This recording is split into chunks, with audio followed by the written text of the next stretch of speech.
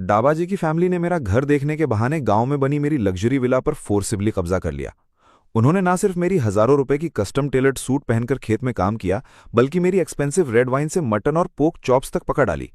चाची को तो ग्रीन हाउस में लगी कॉस्टली ऑर्किड्स भी रास्ते की रुकावट लगी, तो उन्होंने सारी उखाड़कर सुअरों को खिला दी ताकि वहां उन्हें बड़ा प्याज उगाने की जगह मिल सके।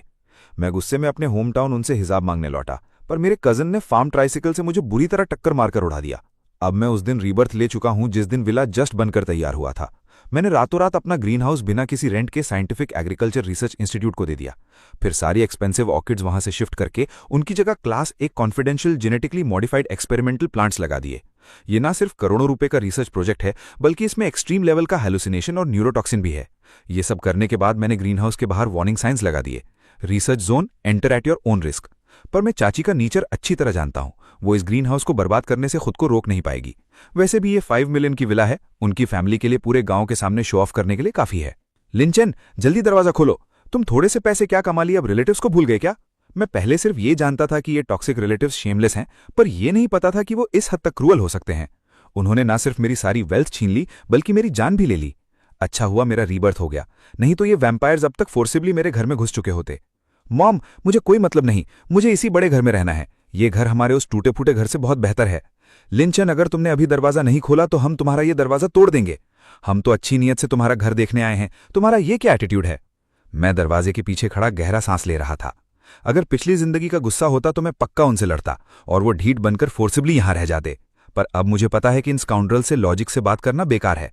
मुझे उन्हें बहुत ऊपर चढ़ाना है और फिर वहां से नीचे गिराना है। डाबा जी, चाची, आप लोग ये क्या कर रहे हैं? मैं अंदर सामान पैक कर रहा था, इसलिए सुन नहीं पाया। आप लोग मेरा घर देखने आए हैं, ये तो बहुत ही अच्छी बात है।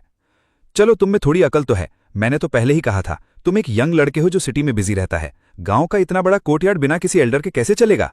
डाबा जी, आप लोग इस घर को देखिए, अब से ये आपका ही है। आप जिस रूम में चाहे रह सकते हैं। आपका यहां रहना मेरे सिक्योरिटी गार्ड के पैसे भी बचा देगा। मैं देख रहा था कि डाबा जी की फैमिली किसी डाकू की तरह आंखें फाड़े लेदर सोफा को टच कर रही थी। वैंगचोई हुआ तो बिना वेट किए तुरंत मेन सीट पर बैठ गई, जैसे वही इस घर की मिस्ट्रेस हो। उनका ये ग्रीडी और डिस्ट्रक्टिव फेस देखकर मुझे हंसी आ गई। पिछली जिंदगी में भी उन्होंने ऐसा ही तमाशा किया था। मैंने उस वक्त दरवाजा नहीं खोला था। सोचा था कि थककर वो गांव के अपने टूटे घर लौट जाएंगे और मैं अगले दिन सिटी चला गया। पर डाबा जी की फैमिली ने मेरे जाने के बाद बाउंड्री वॉल में एक होल किया और अंदर घुस गए। वो शान से अपना बोरिया बिस्तर लेकर मेरी विला पर कब्जा कर बैठे। गांव वाले पूछते तो चाची सीना तानकर कहती कि लिंचन बड़ा ड्यूटीफुल बेटा है, उसने हमें यहां मजे करने के लिए बुलाया है। विलेजर्स को पता था हम रिलेटिव्स हैं, इसलिए उन्होंने डाउट नहीं किया और इन डकवाओं को मेरे घर पर राज करने दिया। डाबा जी की फैमिली जितनी स्टुपिड थी उतनी ही ग्रीडी थी। यहां आते ही उनका असली रंग दिख गया। डाबा जी ने मेरी वार्डरोब से हजारों का डिजाइनर सूट निकाला और उसे पहनकर खेत में काम करने लगे। चाची ने मेरी वाइन कैबिनेट से एक्सपेंसिव रेड वाइन निकाली और लेट नाइट मटन स्टू में डाल दी। वो स्पॉइल्ड ब्रैट लिन शाओबोन तो मेरे पूल से मिलियन वैल्यू की प्रीमियम कोई फिश निकालकर बारबेक्यू कर गया। पर यह सबसे बुरा नहीं था। सबसे बुरा तब हुआ जब इग्नोरेंट और एरोगेंट चाची ने मेरे बैकयार्ड के हाईटेक ग्रीन हाउस की एक्सपेंसिव ऑर्किड्स को रास्ते का पत्थर समझकर सब उखाड़कर सुअरों को खिला दी और मुंह में गाली देते हुए बोली कि ये बेकार घास जगह घेर रही थी, इससे अच्छा यहां ग्रीन अनियन उगा लूं। ग्रीन हाउस का अलार्म मिलते ही मैं इमरजेंसी में होमटाउन लौटा उन्हें रोकने और कंपनसेशन मांगने। पर डाबा जी की फैमिली ने ना सिर्फ मना किया, बल्कि चाची जमीन पर रोना धोना लगी और मुझे बद्दुआ देने लगी कि मैं एल्डर्स को भूखा मार रहा हूं। और सबसे घटिया बात तो तब हुई जब मेरा एक्सीडेंट हुआ, तो डाबा जी की फैमिली ने मुझे ट्रीटमेंट के पैसे देने की जगह विलेज हेड को रिश्वत दी और बाहर फेक न्यूज फैलाई कि ये एक एक्सीडेंटल ब्रेक फेलियर था। उसके बाद उन्होंने मेरी विला पर कंप्लीटली कब्जा कर लिया। मेरा खाते पीते रहे और मुझे पैरालाइज्ड हालत में एक डॉग की तरह कोल्ड और डैम्प बेसमेंट में लॉक कर दिया, जहां मैं तड़प कड़प कर स्केलेटन बनकर मर गया। अब जब मैं उस दिन लौट आया हूं जब विला जस्ट बनी है और कोई ट्रेजेडी नहीं हुई है, तो इस बार मैं इन वैम्पायर्स के साथ अच्छे से खेलूंगा। मेरा घर देखना है ना, तो मैं उन्हें ऐसा घर दिखाऊंगा जो वो पूरी जिंदगी नहीं भूलेंगे। डाबा जी की फैमिली को लिविंग रूम के लेदर सोफा पर सेट करने के बाद मैंने एक्सक्यूज बनाया कि कंपनी में अर्जेंट काम है और मुझे कल सुबह ही निकलना होगा, इसलिए आज रातों रात सामान पैक करना पड़ेगा। उसके बाद मैंने रातों रात अपने एग्रीकल्चर यूनिवर्सिटी के मेंटर को कांटेक्ट किया और ग्रीन हाउस से सारी ऑर्किड स्पॉट्स के साथ अपनी अल्मा माटर के ग्रीन हाउस में टेम्पररी शिफ्ट करवा दी। इन प्रीमियम ऑर्किड्स की वैल्यू मिलाकर मिलियंस में थी। मैं चाची को इन्हें उखाड़कर सुअरों को खिलाने नहीं दे सकता था। ऑर्किड्स हटने के बाद ग्रीन हाउस खाली दिख रहा था, तो मैंने मौके का फायदा उठाकर वो टॉप नॉच इक्विपमेंट वाला green house agriculture research institute को एक्सपेरिमेंटल बेस के लिए फ्री में दे दिया। रिसर्च इंस्टीट्यूट की स्पेशल ट्रक अगले दिन सुबह सुबह ही आ गई जब डाबा जी की फैमिली सो रही थी और उन्होंने class A confidential GMO experimental plants red spotted datura वहां डिलीवर कर दिए। लिंचन, ये प्लांट्स ग्रीन हाउस में हैं, किसी को इन्हें टच मत करने देना। ये करोड़ों का रिसर्च प्रोजेक्ट है और सबसे डेंजरस बात यह है कि इसके रूट्स में एक्सट्रीम न्यूरोटॉक्सिन है। आई नो प्रोफेसर, आप फिक्र मत कीजिए, मैं सिटी जा रहा हूं और मेन गेट लॉक्ड रहेगा, कोई भी फालतू बंदा अंदर नहीं आ पाएगा। सिर्फ इतना ही नहीं, मैंने एक हाईएस्ट लेवल का इलेक्ट्रॉनिक लॉक लगवाया और ग्रीन हाउस को अच्छे से लॉक कर दिया। उस स्पॉइल्ड ब्रैट लिन शाओबोन की तबाही से बचने के लिए मैंने मास्टर बेडरूम और स्टडी रूम से सारे वैल्यूएबल कस्टमाइज सूट्स और एंटीक पीसेस चुपके से पाक करके हटा दिए। घर बिल्कुल खाली भी नहीं दिखना चाहिए था, इसलिए मैंने वाइन कैबिनेट में कुछ एक्सपायर्ड लेड वाइन छोड़ दी और फ्रिज में खराब हो चुके एक्सपेंसिव पोक चॉप्स भर दिए। उन्हें फ्री का माल पसंद है ना, तो अब जो चाहे खाएं। जाने से पहले मैंने अपने एक रिलायबल फ्रेंड को बुलाया और विला में 8 hidden high definition 4K cameras install करवा दिए। मुझे घर में होने वाली हर चीज पर कंट्रोल चाहिए था और मैंने ग्रीन हाउस के ग्लास डोर पर स्पेशल 6 बड़े रेड हेडेड सील्स चिपका दिए। Research zone, highly toxic, trespassers will be prosecuted nationally. दाबाजी, भाभी, मैं आप लोगों के लिए कुछ सामान लाया हूं। आप लोग मेरा घर देख रहे हैं, मैं बहुत ग्रेटफुल हूं, पर बैकयार्ड का जो ग्रीन हाउस है वो मैंने रिसर्च इंस्टीट्यूट को रेंट पर दिया है। अंदर सारी जहरीली घास है। हम रियल ब्रदर्स हैं, पर हिसाब साफ होना चाहिए। चलिए साइन कीजिए। अगर बाद में इसके अंदर कोई चीज खोई या खराब हुई तो आप लोगों को इसका कॉम्पनसेशन भरना पड़ेगा। मुझे ऊपर भी जवाब देना होता है। दबाजी को तो पढ़ना लिखना आता नहीं था। उन्होंने जैसे ही फ्रिज, मटन और लग्जरी विला देखा, उन्हें डर लगने लगा कि कहीं मैं बदल ना जाऊं और उन्हें निकाल न दूं। इसलिए उन्होंने बिना देखे ही अपना अंगूठा लगा दिया। अब इसके बाद अगर उनके साथ कोई भी एक्सीडेंट होता है तो लीगली मेरा इससे कोई लेना देना नहीं होगा। मैंने पहले ही वार्निंग सील लगा दी थी और लाइबिलिटी वेवर साइन करवा लिया था। पर मैं चाची वैंग कुई हुआ कि उस एक्सट्रीम सेल्फिश और एरोगेंट नेचर को अच्छी तरह जानता हूं। मैंने सिटी की कंपनी में अर्जेंट काम का बहाना बनाया और सुबह ही कार लेकर वहां से निकल गया। सिटी के ऑफिस पहुंचते ही मैंने सबसे पहले फोन पर घर के हर एक कॉर्नर के सीसीटीवी कैमरास चेक किए, खासकर बैकयार्ड के हाईटेक ग्रीन हाउस पर फोकस करने वाले कैमरास। शुरुआती 2-3 दिन तक भले ही वो तीनों लोग मेरी विला में दबाकर खा पी रहे थे, पर बैकयार्ड के ग्रीन हाउस को उन्होंने हाथ नहीं लगाया। शुरू में वहां बिल्कुल शांति थी, तो मुझे लगा कि कहीं मेरे रीबर्थ के बाद उनसे वेवर साइन करवाने की वजह से चाची सच में सीधी तो नहीं हो गई। अगर ऐसा है तो मेरी इतनी मेहनत से लाए गए हाई ग्रेड मेडिसिनल प्लांट्स बेकार चले जाएंगे। पर फिर मैंने सोचा, अगर इस जिंदगी में दबाजी की फैमिली सच में तमीज से रहती है और मेरे ग्रीन हाउस को नुकसान नहीं पहुंचाती, तो शायद मुझे अपना बदला इतना एक्सट्रीम लेने की जरूरत नहीं है। थोड़े से मटन और रेड वाइन के पैसे खर्च करके उनका असली चेहरा देख लेना ही काफी होगा। अगर वो मेरे रास्ते में नहीं आएंगे तो मैं उन्हें जेल भेजने के लिए पीछे नहीं पड़ूंगा। पर जैसे ही मैंने लंच के बाद दोबारा सीसीटीवी खोला, स्क्रीन पर कुछ ऐसा दिखा जिसने मेरा एड्रेनलिन रश बढ़ा दिया। चाची वैंग कुई हुआ ने मुझे बिल्कुल डिसअपॉइंट नहीं किया। वो अपने उस भारी मोटी शक्ल और उस बदतमीज स्पॉइल्ड ब्रैट लिन श्याओबाओ को लेकर शान से बैकयार्ड के बड़े रूम के पास आई।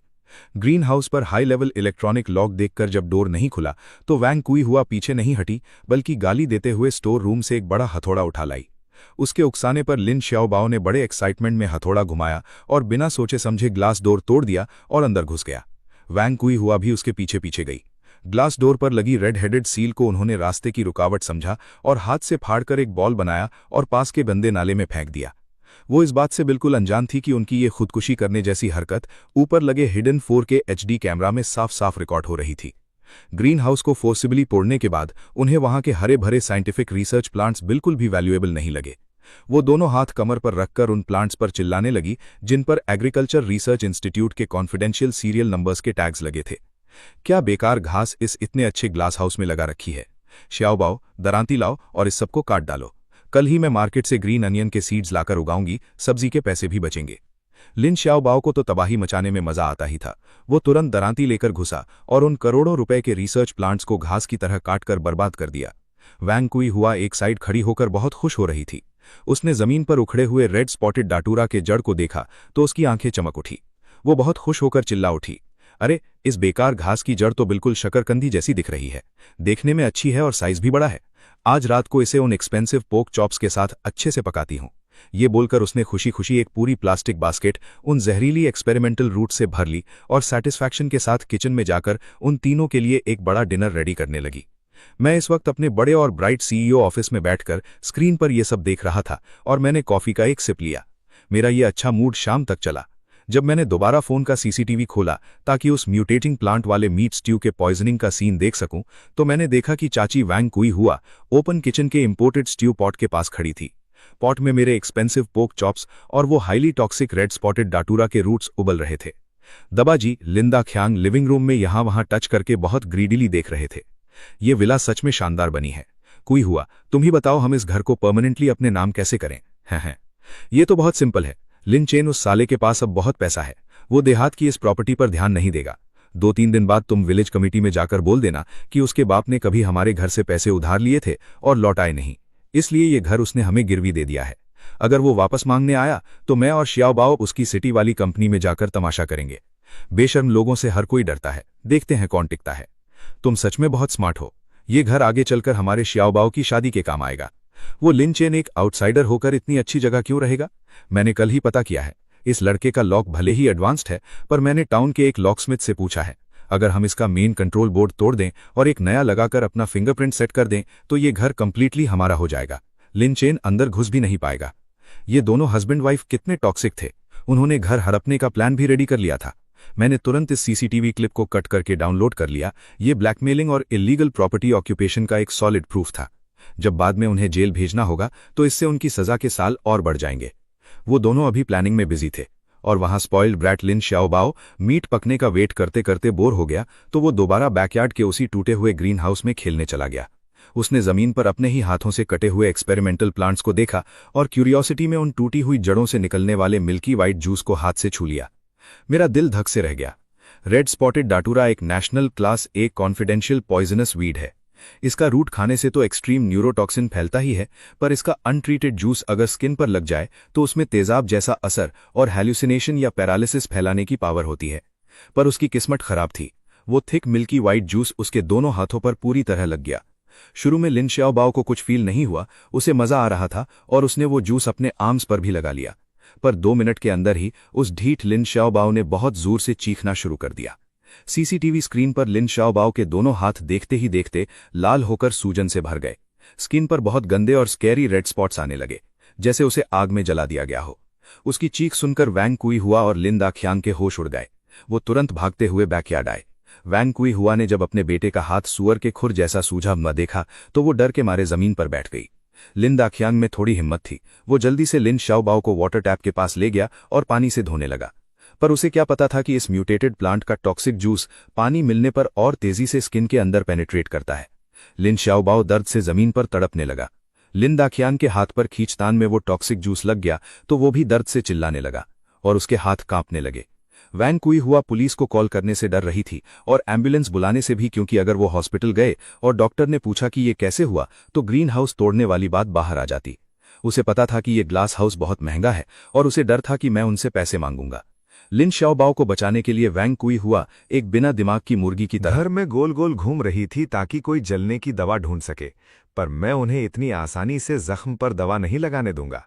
मैंने बिल्कुल सही टाइम कैलकुलेट करके लिन डाकियांग के फोन पर कॉल घुमाया। लिन डाकियांग ने जैसे ही देखा कि कॉल मेरा है, वो डर के मारे कांप उठा और एक पल के लिए वो दर्द से रोते हुए लिन श्याओबाओ को भी भूल गया। उसने कांपते हाथों से फोन रिसीव किया। शाओचेन बेटा, तुमने आज दवाबूजी को कैसे याद किया? दवाबूजी, मैंने अभी गांव के एक नेबर से सुना कि उन्हें मेरे बैकयार्ड से ग्लास टूटने की आवाज आई है। आप लोगों ने किसी को उस ग्रीन हाउस में तो नहीं जाने दिया ना? उसके अंदर साइंटिफिक रिसर्च की जहरीली घास है। अगर थोड़ा सा भी नुकसान हुआ या कोई फोर्सिबली अंदर घुसा तो रिसर्च इंस्टीट्यूट वाले डायरेक्ट घर आकर पकड़ लेंगे। आप अच्छे से नजर रखना, मेरे हाथ कोई सबूत नहीं लगना चाहिए, नहीं तो रिस्पॉन्सिबिलिटी आप लोगों की भी होगी। नहीं नहीं, ऐसा कैसे हो सकता है? लगता है नेबर को सुनने में गलती हुई है। हम तो बैकयार्ड गए भी नहीं। मेरा एक काम है, मैं फोन रखता हूं। लिन डाकियांग ने सोचा कि जब पड़ोसियों ने आवाज सुन ही ली है तो अब हॉस्पिटल जाना और खतरनाक हो जाएगा। अगर मुझे इस बात का पता चल गया कि ग्रीन हाउस तोड़ दिया गया है तो वो इस लग्जरी विला में नहीं रह पाएंगे। फोन कटने तक लिन श्याओबाओ दर्द के मारे जमीन पर तड़प रहा था। वांग चुई हुआ अपने बेटे के हाथ पर डेंजरस रेड स्पॉट्स देखकर बाहर जाने की हिम्मत नहीं कर पा रही थी। उसने स्टोर रूम में से एक पुराना फर्स्ट एड बॉक्स ढूंढ निकाला जो मैंने बहुत पहले वहां छोड़ा था। उसने उसमें से बहुत साल पहले एक्सपायर हो चुकी सस्ती बर्न क्रीम और बैंडेज निकाली और जैसे टीवी में दिखाते हैं वैसे ही रोते चिल्लाते लिन श्याओबाओ के हाथ पर जल्दी जल्दी पट्टी बांध दी। इस वक्त उसे इस बात का बिल्कुल आइडिया नहीं था कि वो क्रीम कब की एक्सपायर होकर खराब हो चुकी थी। वो इन्फेक्शन और दर्द कम करने की जगह उस टॉक्सिक जूस को स्किन के अंदर ही ब्लॉक कर देगी, जिससे जख्म और गहरा होकर सड़ने लगेगा। जब वांग चुई हुआ को होश आया कि बैकयार्ड में बची हुई घास साफ करनी चाहिए, तब तक ग्रीन हाउस में चारों तरफ टूटे हुए पत्ते और जहरीली घास मिट्टी में मिल चुकी थी। उन्हें समझ नहीं आ रहा का क्या करें, तो उन्होंने किचन का ग्लास डोर अंदर से टाइटली लॉक कर दिया। उन्हें सीसीटीवी में इस तरह रोते और तड़पते देखकर मुझे अंदर से बहुत मजा आ रहा है, पर यह तो बस एक एपेटाइजर था, क्योंकि इस वक्त किचन के पॉट में, जिसमें भारी मात्रा में म्यूटेटेड टॉक्सिक रूट्स डाली गई थीं, पोक चॉप्स के साथ उबलकर बहुत तेज खुशबू छोड़ रही थी। मैंने उनके लिए सबसे बड़ा सरप्राइज अभी छोड़ रखा था। डंकियांग, जल्दी आकर इस वाइन को देखो। देखने से ही लग रहा है कि ये हमारे बस की बात नहीं है, बहुत एक्सपेंसिव प्रीमियम वाइन है।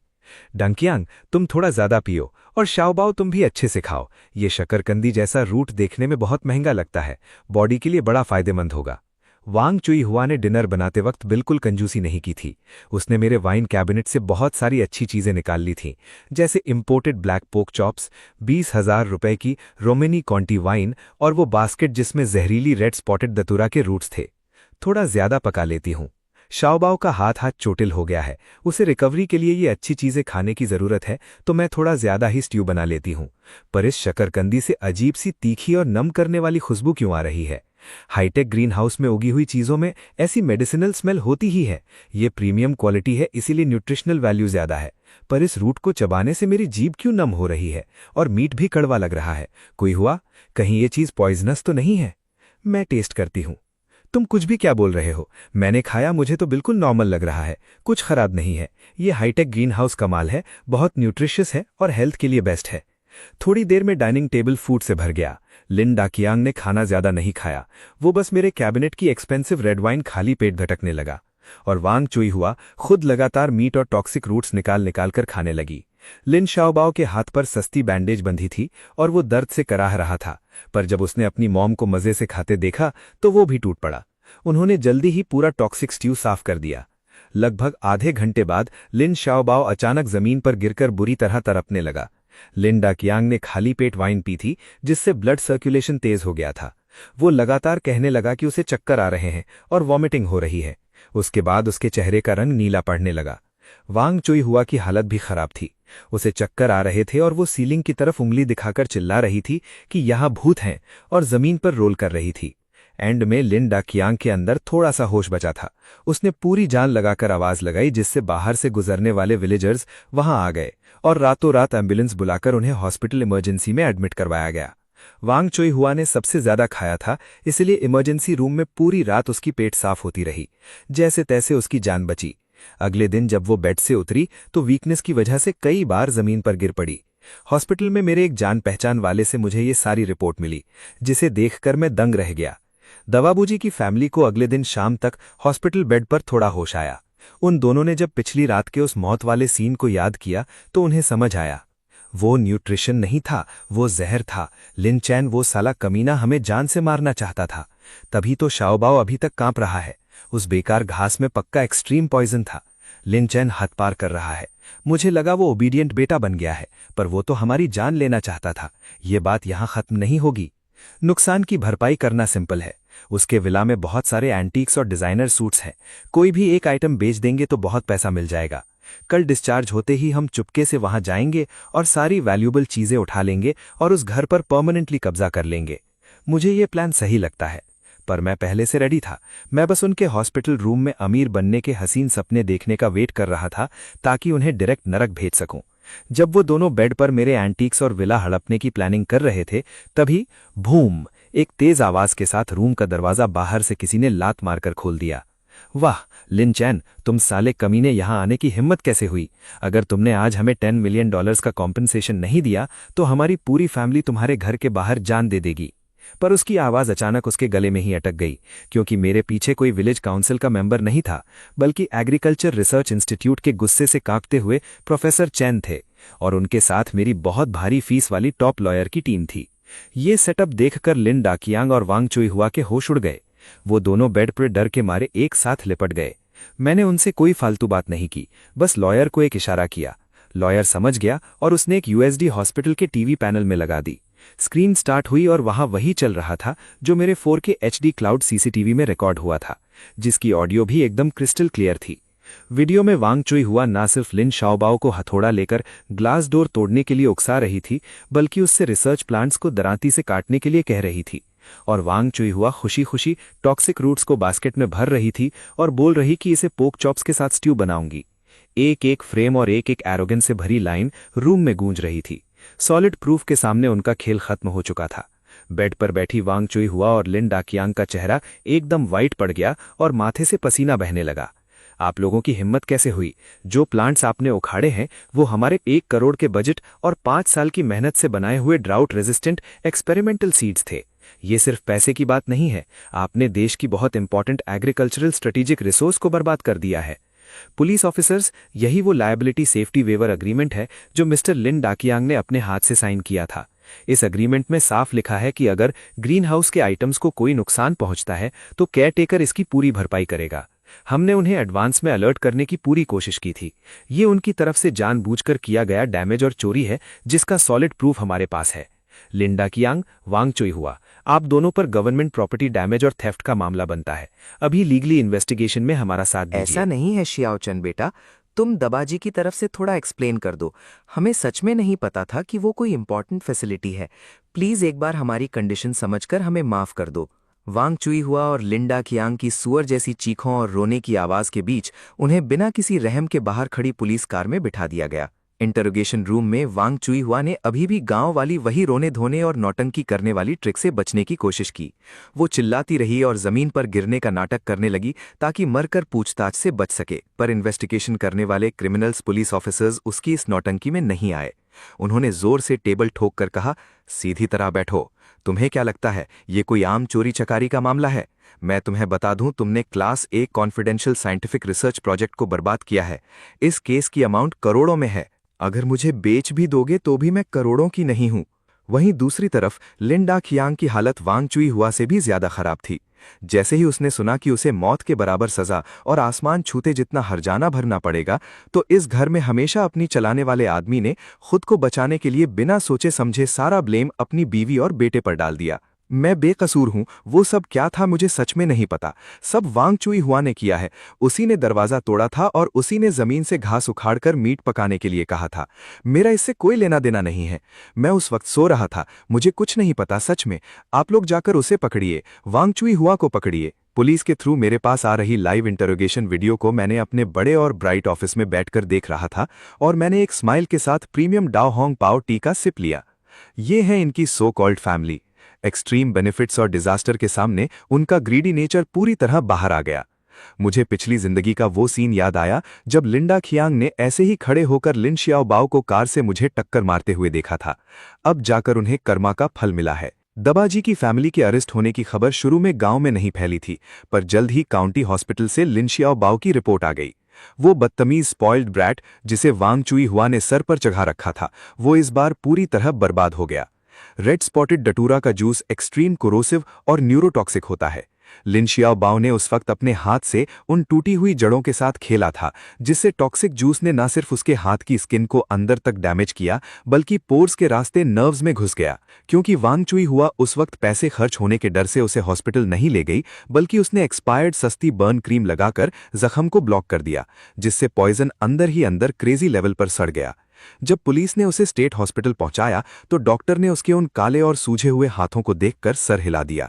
भले ही हाथ कटने से बच गए, पर लिन शियाओ बाओ की हाथ की नर्व्स कंप्लीटली डेड हो चुकी थीं। वो अब कभी अपने हाथ से चॉपस्टिक्स उठाकर खाना भी नहीं खा पाएगा। पर हॉस्पिटल बेड पर इस तरह एक अपाहिज बन जाने के बाद भी लिन शियाओ बाओ के अंदर की बदतमीजी खत्म नहीं हुई थी। मुझे दवा चाहिए लिन चेन, तुम साले कमीने, मैं तुमसे इसका बदला लेकर रहूंगा। पर अब उसके पीछे खड़े होने के लिए न वांग चुई हुआ थी न लिंडा खियांग। उसकी इस बदतमीजी के बदले उसे सिर्फ पुलिस की ठंडी और नफरत भरी नजरें मिली। दबाजी की फैमिली के अरेस्ट होने के आधे महीने बाद उनका केस ऑफिशियली कोर्ट में चला गया। एक विक्टिम और प्रॉपर्टी ओनर के नाते मैं खुद कोर्ट में नहीं गया, बल्कि मैंने अपना पूरा केस उस टॉप टियर लॉयर टीम को दे दिया जिसे मैंने भारी फीस देकर रखा था। पर यह तो बस सजा का पहला स्टेप था। इसके बाद जो कॉम्पनसेशन शुरू हुई वो बहुत दर्दनाक थी। दबाजी का वो गांव वाला पुराना घर जहां वो आधी जिंदगी रहे, उस पर गवर्नमेंट की येलो और व्हाइट सीज लग गई थीं।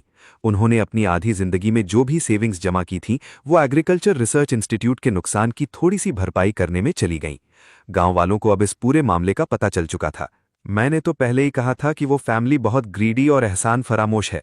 सही बात है, मुझे तो लगता है जब वो बाहर आएंगे तो उन्हें किसी ब्रिज के नीचे भीख मांगनी पड़ेगी। सरपंच, जो पहले दबाजी की फैमिली की तरफ से थोड़ी सिफारिश करने की सोच रहा था, इस हैवी सेटअप को देखकर डर गया। उसने रातों रात विलेज लाउडस्पीकर पर उनसे अपना हर रिश्ता खत्म करने का अनाउंसमेंट कर दिया। दबाजी की फैमिली अब पूरे इलाके में एक गटर का चूहा बन चुकी थी। जब लॉयर ने मुझे फोन पर यह सारी रिपोर्ट दी तो मैं ग्लास विंडो के पास खड़े होकर सिटी की ब्राइट नाइट व्यू को देख रहा था और मैंने चैन की एक गहरी सांस ली। 6 मंथ्स बाद स्प्रिंग का सीजन आ गया। रूरल एरिया की हवा बहुत फ्रेश थी। मैं एक कस्टमाइज्ड कैजुअल आउटफिट पहनकर अपनी विला के कोर्टयार्ड में अम्ब्रेला के नीचे मजे से लेटा हुआ था। कुछ महीने पहले जो बैकयार्ड का ग्रीन हाउस टूटा था वो अब कंप्लीटली रिपेयर हो चुका था और वहां highest grade bullet proof glass लगा दिया गया था। अब उसके अंदर कोई खतरनाक जहरीली घास नहीं थी, बल्कि मेरी बहुत केयर से उगाई हुई प्रीमियम ऑर्किड्स थीं। उनकी एक हल्की और प्यारी खुशबू पूरे कोर्टयार्ड में फैली हुई थी। फ्रंट कोर्टयार्ड के बड़े डेकोरेटिव पूल में मिलियन वैल्यू की प्रीमियम कोई फिश अपनी ब्यूटीफुल टेल्स के साथ साफ पानी में मजे से तैर रही थीं। अब मुझे इस बात का डर नहीं था कि कोई बदतमीज बच्चा उन्हें निकालकर बारबेक्यू कर देगा। दबाजी की फैमिली के साथ हुए इस किस्से के बाद अब पूरा गांव क्या, आसपास के 10 गांव के लोग भी जब मेरी इस लग्जरी स्मार्ट विला के पास से गुजरते हैं तो वो डर और रिस्पेक्ट के मारे दूर से निकलते हैं। अब किसी में इतनी हिम्मत नहीं है कि वो मेरे घर पर नजर डाले। कभी कभी गांव के काम से जाने वाले दोस्तों से मुझे दबाजी की फैमिली का अपडेट मिल जाता है। सुना है वांग चुई हुआ अंदर जेल में काम धीरे करती है और उसकी जुबान बहुत चलती है, इसलिए वहां की लेडी बॉस ने उसे ऐसा सबक सिखाया कि अब वो ठीक से बोल भी नहीं पाती। लिंडा खियांग इस झटके को बर्दाश्त नहीं कर पाया। उसे पैरालिसिस यानी पैरालिटिक स्ट्रोक हो गया और अब वो व्हील चेयर पर टेढ़ा मुंह लिए अपनी आखिरी सांसें गिनते हुए जिंदा है। रही बात उस लिन श्याओ बाओ की, तो लगातार डिप्रेशन और उस पॉइजन के असर की वजह से उसकी मेंटल ग्रोथ एक छोटे बच्चे जितनी रह गई है।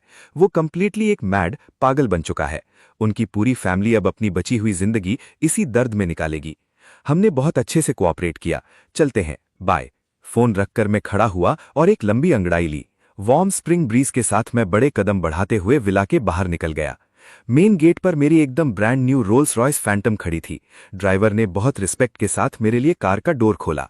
एक नया जन्म मिलने के बाद मैं इस हसीन वक्त में अपनी जिंदगी को अपनी शान से जीऊंगा। मेरी शानदार जिंदगी तो बस अभी शुरू हुई है।